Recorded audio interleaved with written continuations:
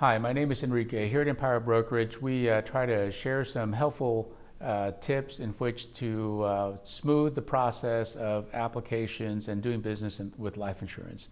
So most recently I was asked, well, what happens if somebody is declined? What recourse does the applicant have? Well, there may be a couple of things, but if the agent has done their due diligence from the beginning, and fact finding and field underwriting, providing the information to the carrier, because that is important, that if you're monitoring the progress of the application, then you should be updating all of that information directly to the carrier. So here's step one, of course, as I just mentioned, monitor the process. So that way the carrier has accurate information. Many times the carrier is requesting additional information from the physician, or maybe adding the requirement of, say, a paramedical. So these things must be done, and must be done in good faith. And what I mean by that is that if you have to order a paramedical, one of the things to do is make sure that the applicant is properly prepared for that paramedical, blood work, pee in a cup. And let's take a look here. So if you were to look at the requirements for this type of exam, there's even some information that you can download from the exam company itself. For example, no strenuous exercise the day before, no caffeine or high dosages of caffeine that morning. As an example, supplements. Many people that work out and bodybuild take supplements, so that may impact their blood work. Nicotine or cigar or chewing tobacco use. So there's certain things that do appear in the blood work. So if they do appear, that's already there. But if the person on occasion does certain things, then it may impact the results. So inadvertently might impact their rating or maybe a decline. So keep that in mind in properly educating your applicant, not only the medical information that you're getting from them at the application process, but also their results for the paramedical.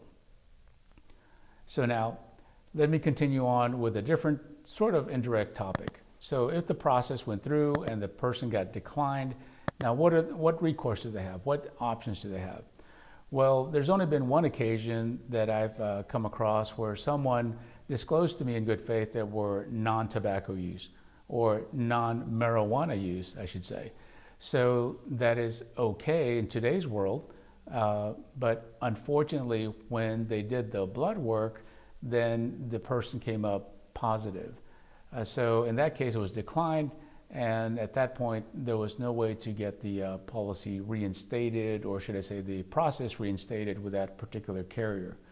So keep in mind, again, properly educating your applicant.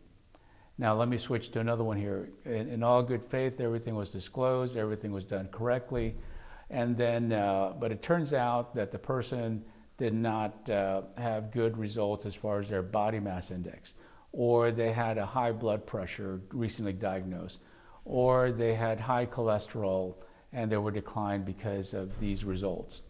Now in this case, with proper diet or proper exercise, whatever is required to bring the condition into stability, and usually it could be anywhere from 6 months to 12 months, 1 year, to have things stable. Because then after that time has passed, then the carrier may reconsider the application itself. So if you've had a consumer, an applicant declined, you may follow up with the carrier and simply ask, would this application be reconsidered? And they should disclose to you what changes, if you will, would need to be made in order for them to reconsider. Sometimes these things are permanent in nature and will not be able to get coverage, but nevertheless, asking the question and then informing your applicant of what action they would need to take.